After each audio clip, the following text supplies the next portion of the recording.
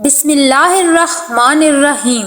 السلام علیکم۔ ایک دن سلطان صلاح الدین ایوبی قاضی کے ساتھ عدالت میں بیٹھے ہوئے تھے کہ ایک بزرگ سلطان کے سامنے حاضر ہوا۔ سلطان نے جب اس بزرگ کو دیکھا تو کہا، اے بزرگ، اس عمر میں آخر تمہیں کیا پریشانی ہوئی ہے کہ تمہیں میرے پاس آنے کی ضرورت ہوئی؟ تو بزرگ نے کہا، اے سلطان، میں چھوٹا سا تاجر ہوں اور تجارت کے سلسلے میں مجھے گھر سے باہر جانا پڑتا ہے۔ میرا ایک بیٹا تھا جو کہ ذہن سے بالکل کم تھا، اس کی اپنی ایک الگ دنیا تھی، اس کو اس دنیا سے کوئی پرواہ نہیں تھی۔ وہ بڑا نیک، شریف اور مظلوم تھا۔ وہ کسی کے ساتھ نہ ہی لڑ سکتا اور نہ ہی اس میں اتنی طاقت تھی۔ اس کی کسی کے ساتھ کوئی دشمنی نہیں تھی۔ سلطان نے کہا، بتاؤ تمہارے بیٹے کو کیا ہوا؟ تو اس نے کہا، سلطان، اس دفعہ میں تجارت کے سلسلے میں باہر گیا تو مجھے آنے میں 1 ہفتہ لگ گیا۔ جب میں گھر واپس آیا تو دیکھا کہ میرا بیٹا مرا پڑا ہے۔ اس کی لاش بے یار و مددگار زمین پر پڑی ہوئی تھی۔ اس کو اٹھانے والا بھی کوئی نہیں تھا۔ جب میں خادم کے کمرے میں گیا تو وہ بھی وہاں سے غائب تھا۔ جب میں نوکرانی کے کمرے میں گیا تو وہ بھی وہاں سے بھاگ چکی تھی۔ اور پھر میں گھوڑوں کے استبل میں گیا تو میرا نوکر بھی وہاں پر نہیں تھا۔ تو مجھے یقین ہوا کہ میرے یہ تینوں ملازم ہی میرے بیٹے کے قاتل ہیں، لیکن میں اتنا طاقتور نہیں کہ ان تینوں مجرموں کو پکڑ کر آپ کے سامنے لا سکوں، لہٰذا مہربانی فرما کر مجھے انصاف دیجیے۔ یہ بات سننے کے بعد سلطان نے اپنے سپاہیوں کو حکم دیا کہ اس بزرگ کو ٹھنڈا مشروب پلایا جائے تاکہ اس بزرگ کی حالت بہتر ہو۔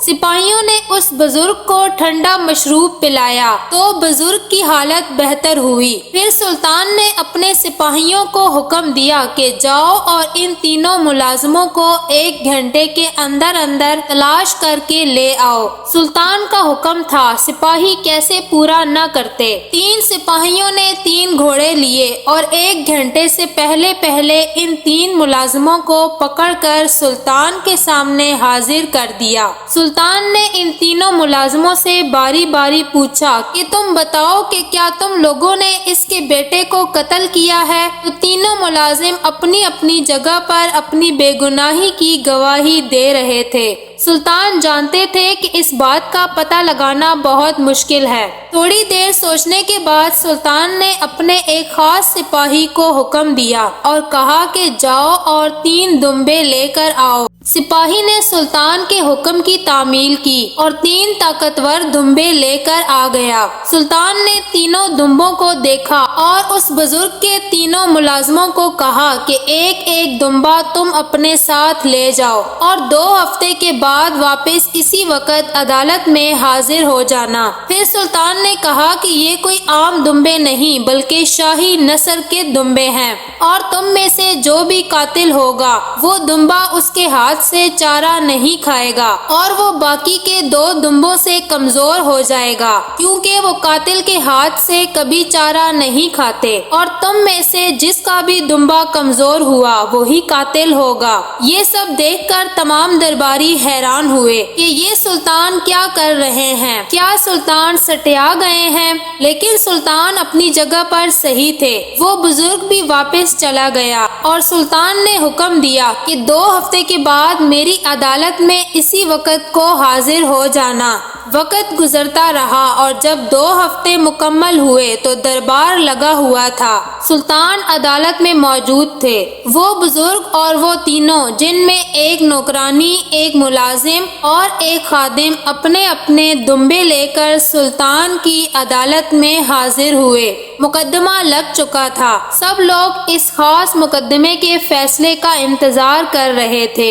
ویسے تو سلطان کے ہر مقدمے میں لوگوں کو دلچسپی دلچسپی ہوتی، لیکن اس میں کچھ خاص زیادہ دلچسپی تھی کیونکہ سلطان نے اس میں مجرم کو پکڑنے کے لیے ایک عجیب جال بچھا رکھا تھا۔ لوگ بھی جانتے تھے کہ سلطان بڑی آسانی سے مجرم پکڑ لے گا اور اس کو کڑی سزا دے گا، لہٰذا دور دور سے لوگ سلطان کے مقدمے کو سننے کے لیے آئے۔ دربار لگ چکا تھا، سلطان صلاح الدین ایوبی بھی موجود تھے۔ قاضی بھی سلطان کے ساتھ بیٹھا انتظار کر رہا تھا۔ جیسے ہی سلطان فارغ ہوئے تو وہ تینوں ملازم اور وہ بزرگ حاضر ہوا۔ سلطان نے جیسے ہی دمبوں کو دیکھا تو ان میں سے جس کا دمبا سب سے موٹا تھا، سلطان نے اپنے سپاہیوں کو حکم دیا کہ اس کو پکڑ کر زندان میں ڈال دو۔ وہ اس بزرگ کا خادم تھا جس کا دمبا سب سے موٹا تھا۔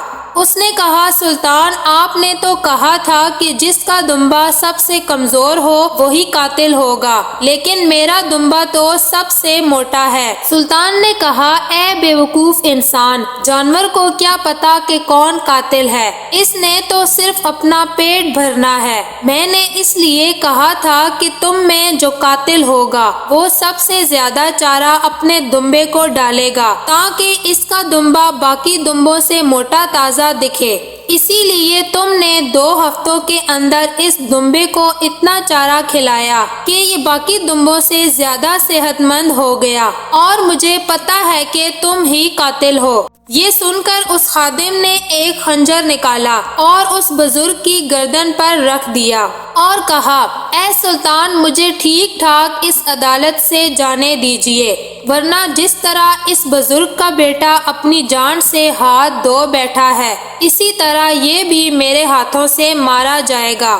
یہ دیکھ کر سلطان مسکرانے لگے اور خادم بزرگ کی گردن پر خنجر رکھے کھڑا ہوا تھا۔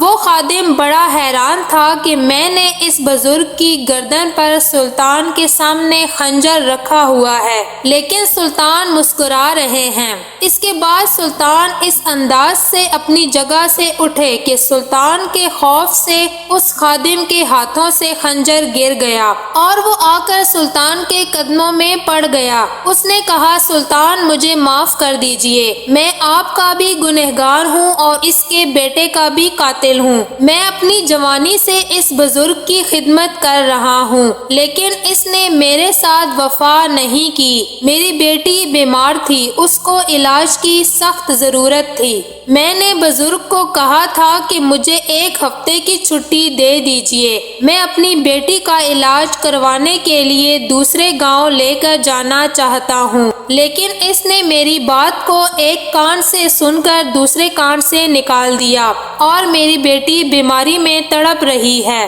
میں نے بھی سوچ لیا کہ جب تک میری بیٹی بیماری میں تڑپے گی تو میں بھی اس بزرگ کے بیٹے کو اس دنیا میں چین سے نہیں چھوڑوں گا۔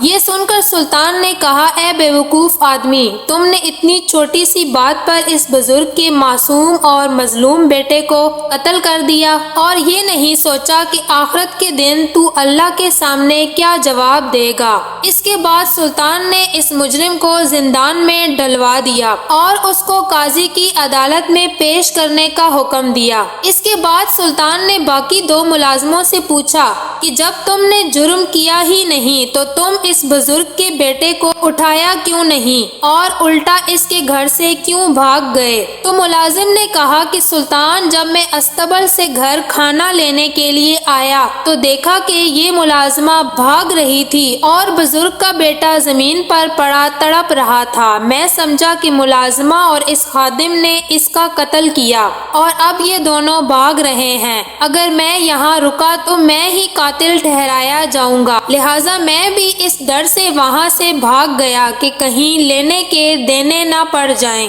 اس کے بعد وہ بزرگ سلطان صلاح الدین ایوبی کو دعائیں دیتا ہوا وہاں سے رخصت ہو گیا۔